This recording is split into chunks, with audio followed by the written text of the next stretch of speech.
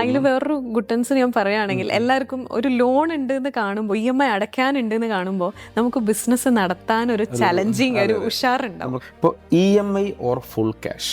ഇപ്പോൾ നമ്മളൊരു business owner ഒരു EMI എടുത്തൊരു സാധനം വാങ്ങുന്നു, ഫുൾ ക്യാഷ് കൊടുക്കും സാധനം വാങ്ങുന്നു. എങ്ങനെയാണ് അതിനൊരു സജഷൻ കൊടുക്കുക?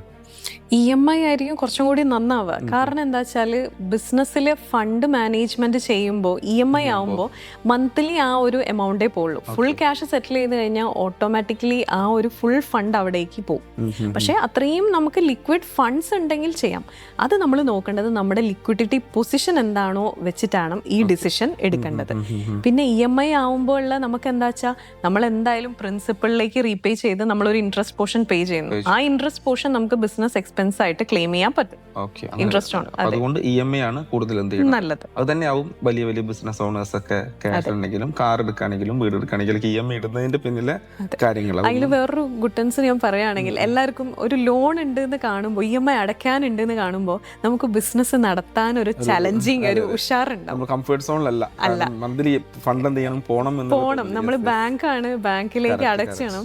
അല്ലെങ്കിൽ അവർ വന്ന് ഇത് കൊണ്ടുപോകുന്നുള്ള അവർക്കറിയാം. അല്ലെങ്കിൽ നമുക്ക് പ്രശ്നമാണ്. പിന്നെ ഒരുമിച്ചൊരു ഫണ്ട് കൊടുക്കുന്ന പ്രഷറും നമുക്ക് വരുന്നുമില്ല. ചെറിയൊരു എമൗണ്ട് ആയിട്ട് പോകും.